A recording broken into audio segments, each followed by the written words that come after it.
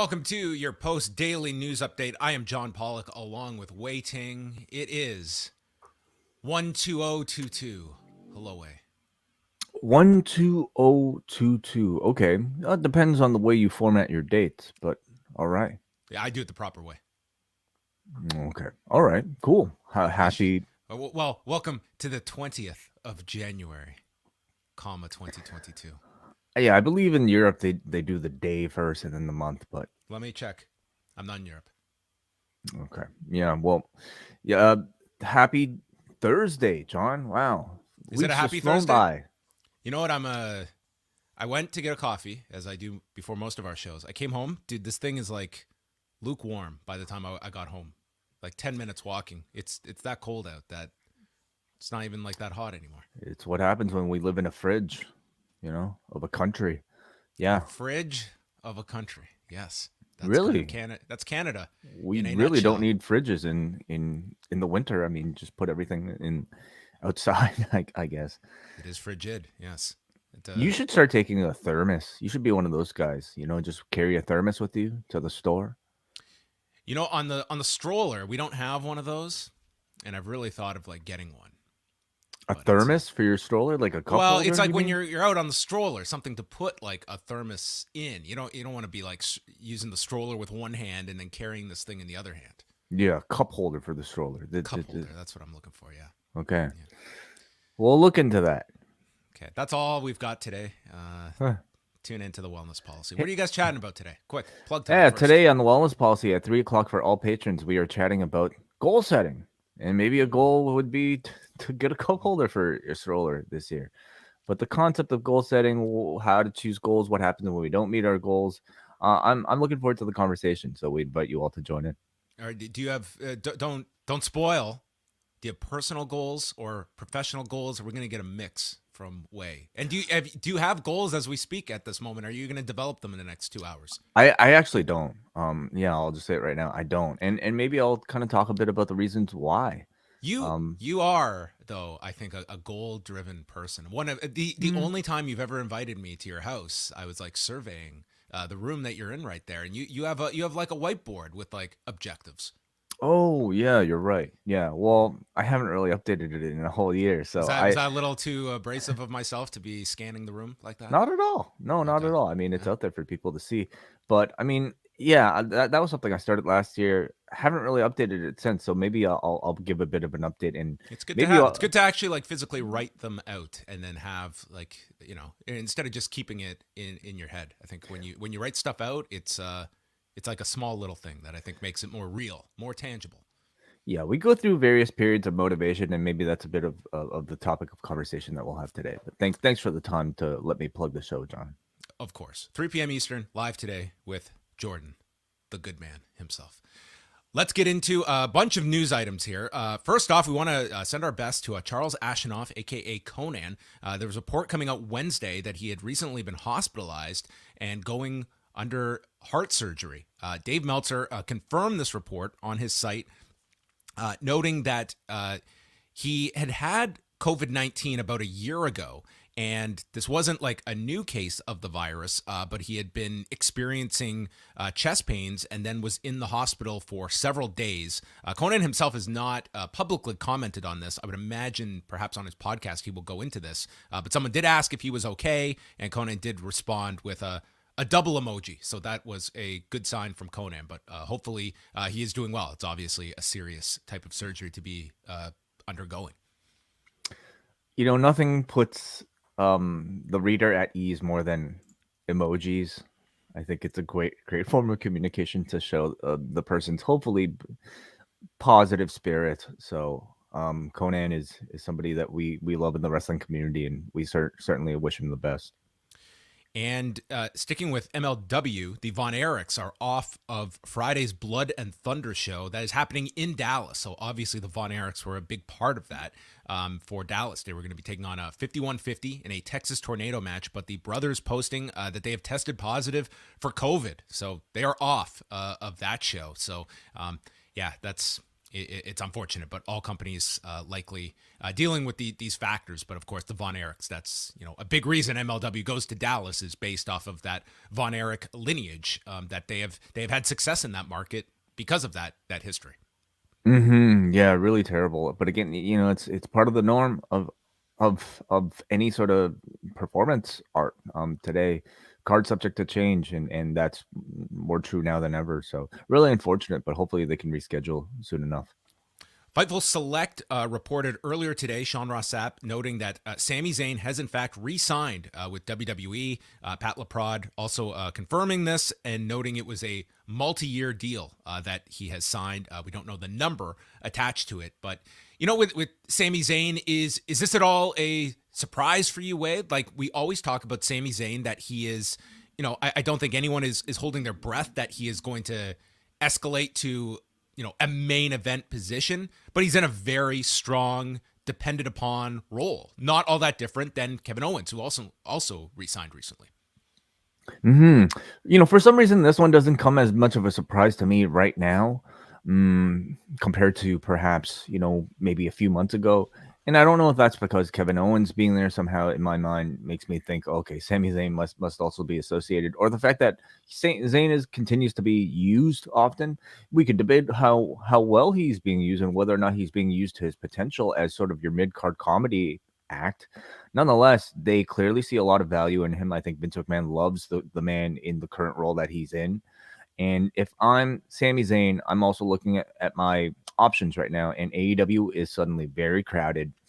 No doubt they can potentially push him as a top star, but even that I think is getting a bit questionable right now, given the depth of talent, and you're going to be competing with the likes of a CM Punk and Bryan Danielson and Kenny Omega and whoever else, and an Hangman Page and an MJF. So that coupled with what I'm assuming, would be a decent money offer from Sami Zayn to re-sign with the WWE. I mean, it's not as surprising to me now as it would have been maybe a couple of months ago. Owens and Zayn would also be on that short list of talent in WWE that I think have navigated WWE speak.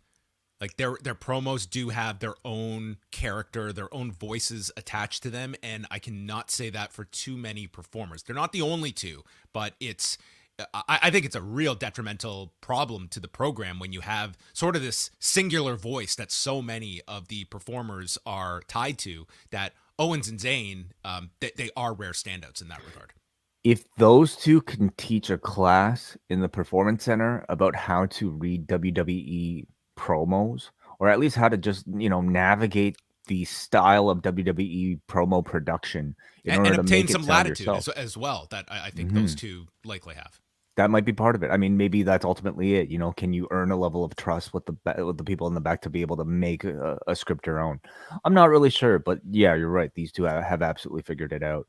An interesting aspect of Sami Zayn, of course, is the continued Saudi Arabia deal with the WWE.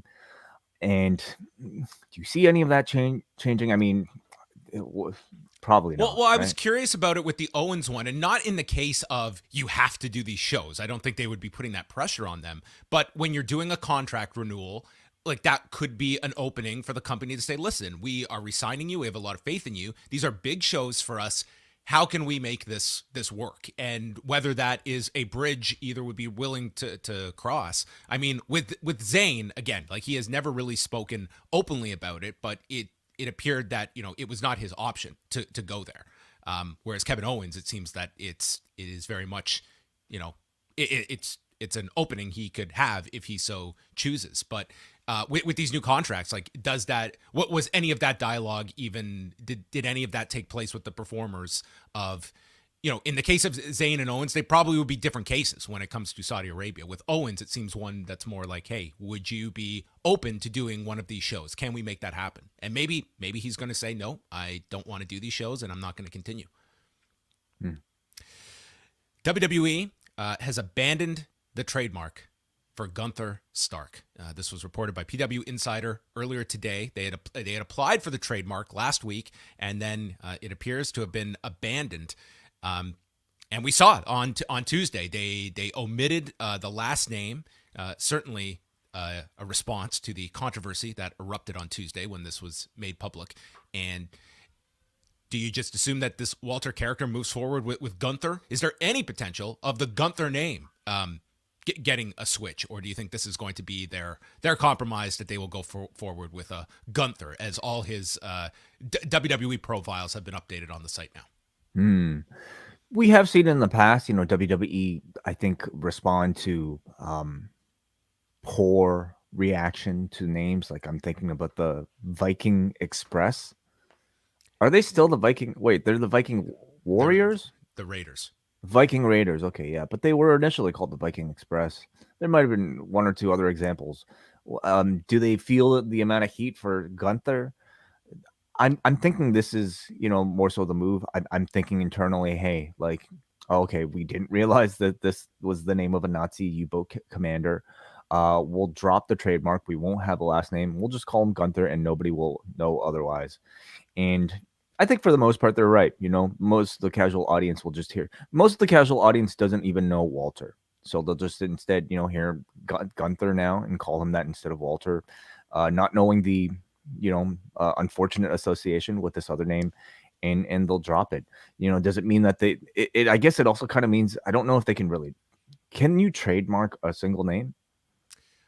I don't know the specifics of how much they can do that. I mean, it's I don't know. So okay, let's say Edge though. Like Edge, when he leaves the WWE, he can't be called Edge, right? So you can trademark a name in a wrestling context, right? Yes. So I guess that's still the idea here. We're making the guy change his name so we own Gunther. So when he leaves, he's not Gunther. Yeah, it could really be crippling for this guy if he leaves WWE and he has to leave this one behind. I mean, often I think it works to people's advantage, especially if you've already built up your name prior to your WWE run, like Walter has. Like it's seen almost as a bit of a refresh and a rebrand. Look at what Jon Moxley's been able to do. Certainly, I think that there's many names that it's a benefit that they lose it. I always think it's greatly overblown. I don't think there's like this tremendous value of a name that is like, ultimately, I think it seems like such a petty thing when you're talking about more so lower level talent that they leave, and it's like we're worried about them, utilizing their name somewhere else. But I mean, it's a tactic, it's a strategy. They're well within their right to hold on to these names. This is one that will. I was just looking at this one as, to me, it would be, if you are giving them the benefit of the doubt that this was a completely just a great omission, that they did not realize the connection here. If you want to give them that benefit of the doubt, if I discovered that and there was that egg on my face, I'm just starting from scratch, and suddenly he is going to be Henrik. Come up with any name you want, but I would just be dropping it all together instead of let's hold on to half the name so that we at least have some ties to this controversy. But again, it's going to be a small amount of people that are going to attach the two, and I think they will slowly just move on over, and instead of the Nazi connotation, it will just be simply, what a stupid name. So that's where they're trying to transition this to. Just another terrible name. Ratings from this past week. Let's start off with Raw, which was going against the NFL wildcard game between the Rams and Cardinals. Held up very well. Their overall audience only dropping a percentage point, and they finished 7th among all cable programming. Their demo up 11% from last week. Now, last week was going against the college football championship, so you have to take that into consideration when you're looking at these increases. But I look at that as a big win, that they not only maintained their demo, they grew it from last week with 562,000 viewers per Brandon Thurston. And, there was this first hour of Raw. This was very telling because many people were looking at, well, the football game was this big blowout and thus Raw was not hurt as badly. Well, the fact was Raw started above recent levels. This was the most...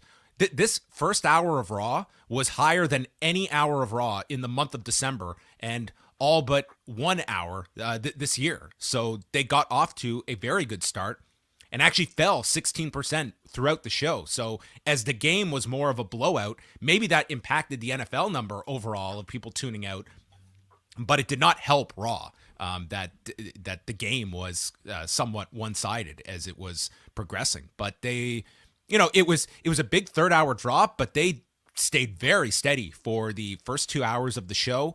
They were up 8% in Canada in overall viewership, and I've got to say, like, this is you have to be happy with this level of sustainability against a big NFL playoff game, one of which they have never gone against in the past, which across the three networks carrying this, ABC, ESPN, and ESPN2, there were about 23 million people between those three watching that game, which is almost the same as the college game last week. Yeah, results that definitely surprised me because I think projections were that this could have been among the lowest, if not the lowest, in terms of ratings. And it actually increasing is definitely surprising. I'm sure a surefire sign of positivity within the company. So cool. And we'll see what kind of bounce back there is next week when you don't have a football competition, if it's notable, if it's minor, or if they stay flat. But given what was promoted ahead of time for Raw and looking to next week, like, do you think the idea of just promoting these segments instead of matches, that there is an audience that cares more about like non-wrestling that is going to be of interest? Because there was, like, we had Omos and Reggie was the only match that they had really advertised over the course of the week and didn't even hit that hard. It was all like reaction style segments. And next week, it's like, that's all we've got. We've got a weigh-in, we have an academic challenge, and there's something else that they announced on top of it. My all feeling, non-wrestling stuff. My feeling is that unless it's like, a particular return or like a special appearance or maybe like a really built up championship match, I don't think what they're promoting really matters. I think it can help, but the way they promoted the show this Monday, they might as well not have promoted a thing at all. And I feel like the ratings would have been relatively similar. People know it's on a Monday. I mean, if the football game's not that interesting, let's flip over to the wrestling to see what they have to offer. I just can't see anybody being intrigued at all by whatever they put out last minute. There's only one person that could possibly get an audience for the weigh-in, and that's this man that's on the show. How about that? You get to weigh in 5 days before the match. I mean, you could make weight and just pile on the weight over those next couple of days. Well, are there even weight limits? They didn't announce any, but not 265. Are they going to be over 265? That's the big question. NXT on Tuesday night, not as great news. 587,000 viewers. They finished 50th among cable originals, down 8.5% from last week. Their demo down 16%. But this audience, Gunther was not a draw with women, okay? 18 to 49 women, down 41% this week. 35 to 49-year-old women, down 56% from last week. Overall, 18 to 34, down 30% this week. That was more a hit with males, who were down 40%. So these were some enormous declines from last week, as they fell to not their lowest ever on the USA Network in terms of the demo number, but among them.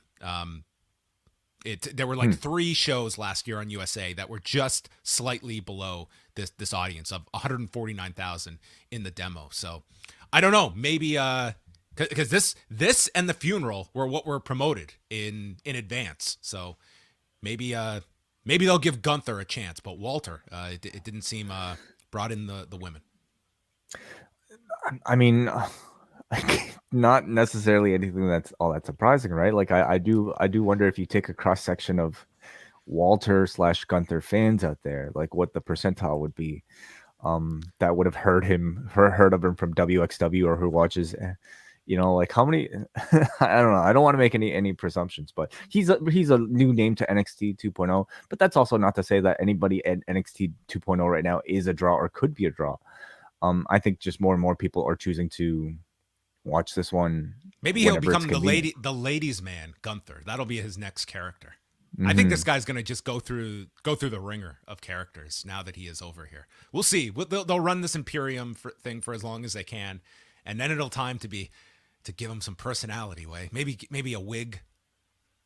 A wig, okay. Maybe he'll be. I don't know. I just look at this. How does Vince McMahon see this person? This character. I mean, outside of one, he had to get rid of Walter. Walter, this guy driving my limo. Yeah. I don't know. It's listen, the recent track record of people that have uprooted their lives and moved to Orlando, it's there's risk that comes with it, of course. We'll see. There's some risk, yeah. All right, let us move on after ratings notes to we'll stay in NXT because this was an interesting interview that Scott Garland, aka Scotty Too Hotty, did on Talk Is Jericho, and we're going to play a clip from the show, which you can download. And this is Scotty Too Hotty, who recently left NXT on his own. He gave his notice and left as a coach in NXT, and kind of described the recent the rebranding of NXT to NXT 2.0, and the changes that had been implemented, including one absolutely bizarre but par for the course change that he experienced. It was the coolest environment that I'd ever been in my 30 years in wrestling. Like, there was just never that. It was still a wrestling business, don't get me wrong, but there was a certain pride there that wasn't anywhere else. And it just started to change, and they started to come in with rules. And one of the first weeks since COVID, they started to let us wear the NXT tracksuits to TV because we don't see anybody. We come into the Performance Center for television. We don't have any fans waiting outside. For the longest time, there weren't any fans. Nobody there, yeah. And then in the building, it's all in-house people. So we were wearing NXT tracksuits. And then, as soon as it started to change, and Hunter went away and the other guys started to come in, and it was, okay, we got back to business cash now. And then, then the next week it was, this was awesome. The next week was, hey, Vince wants the coaches looking younger. So we need you guys to start dyeing your beards and cutting your hair. The coaches. What?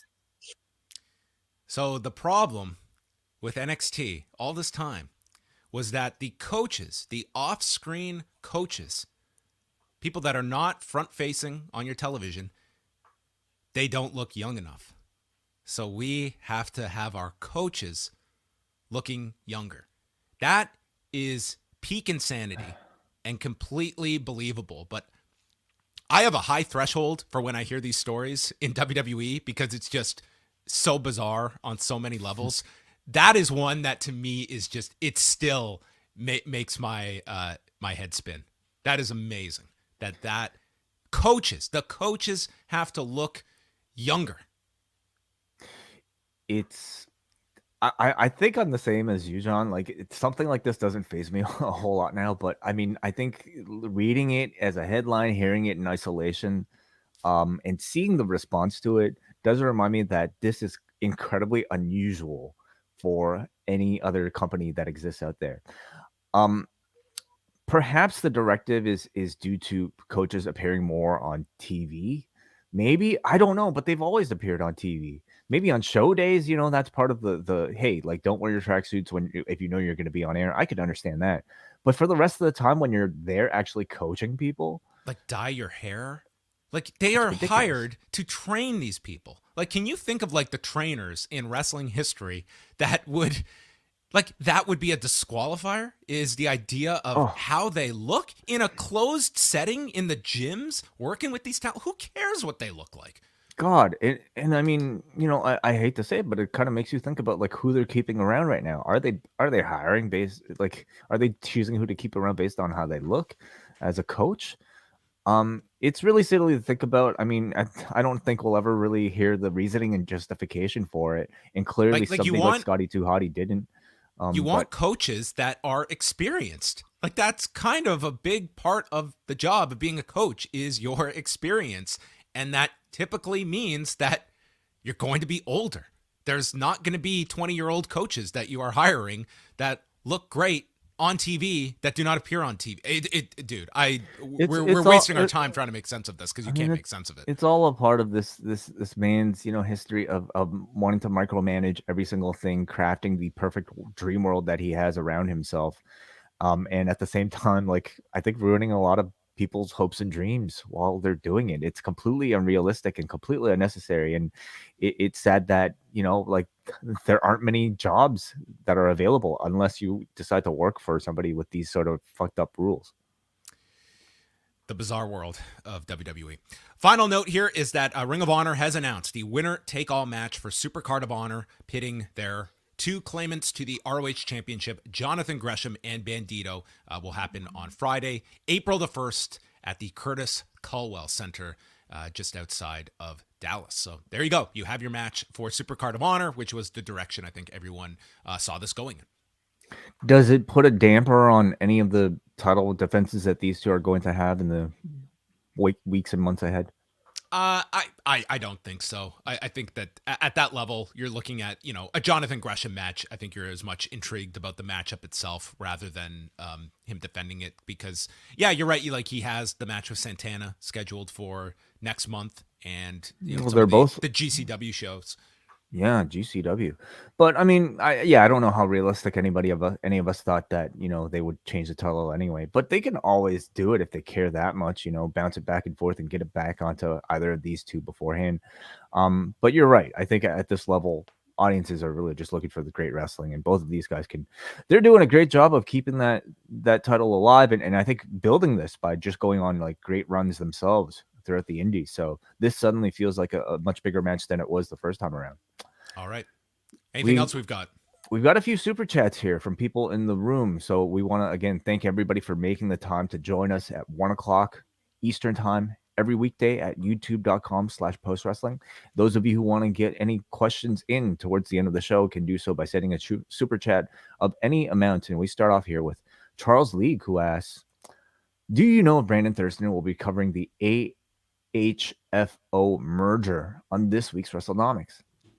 Not until the next Hardy Family Office earnings call. And then I'm sure they will be releasing the documents and the full breakdown of the seats on the board and the percentage bio. You kid, John, but I think that's a terrific idea for, a backstage segment or even something just for BTE, like welcome to the If they do it on like a bad conference call, yeah, they're all on speaker. Welcome to the quarterly AHF. It's hard for me to say AHFO earnings call. That's a great idea. But we'll have to ask Brandon if he'll be creating a chart for the who owns what chairs and how many, all that other stuff. Props to Charles for dropping $5 to ask this question. Thank you for your support, Charles. We go to Brandon from New Jersey. Maybe he'll have a question full of depth. He sends a $10 super chat. Thank you as always, Brandon, for your support. Brandon says, do you think the pacing of the Archer Kaz match was long due to the fact that Dan Lambert was wearing a PFL shirt? So this is a joke for maybe 5 people out there of the PFL and its notoriously poorly paced events that nearly did in Eric Marcotte on several occasions over the past year. Yes, Dan Lambert was wearing a PFL shirt. The match did go long, and I thought this was amusing when Brandon tweeted it on Wednesday night, and I appreciated it in the forum last night and asking it again here. So there you go, Brandon. This guy clearly motivated after watching the UFC Fight Pass comedy special. Yes. Finally, we got a Jake from the Windy City, longtime supporter. Thank you, Jake, for sending a $5 super chat. He says, I still find NXT UK a good show to watch, but how long until it will eventually get swallowed up into the black hole of company despair? What an optimistic comment. I don't see them changing as long as they've got their BT Sport deal. It's obviously enough of a priority that they've kept it up and running. They have television commitments, and I think that's a part of the world that they don't want to affect, because if so, then you would have seen changes to NXT UK. So I'm not saying NXT UK is a lock to stay there permanently, but I don't see them changing anytime soon with that television commitment. If this was strictly a WWE Network property, certainly I think you would have more of a kind of focus on that brand. But with TV, I think that changes it somewhat in terms of its importance. Do we know much about how well the show is doing and what the outlook might be for BT to want to keep this show around at the end of its term? I mean, we see like viewership figures of what it does on BT Sport. I mean, it's not some like raging success by any means, but it is, BT Sport obviously has a lot committed to it when you look at, what they put into it, like promotionally, and, BT Sport as a whole, like they do quite a bit. Like Ariel Helwani is working with BT Sport. So they're very much invested in WWE and UFC as well. Like they do a lot of great feature work there. So I think like WWE is a big part of like BT Sport at the moment. Yeah. It's something I wish they would actually spend a bit more time to promote on this side of the world. But I mean, it is such a, at this point, such a niche thing for them. But thank you everybody for your chats and for being here. And I think that's it, John. That's done. Going to wrap things up. We will be back way later today with the Wellness Policy live at 3 Eastern. And then 1 Eastern on Friday, we're back with the final post-daily news update of the week, where we will be looking ahead to the weekend, the GCW event, UFC 170, and much more. So thanks to everyone for tuning in for today's show.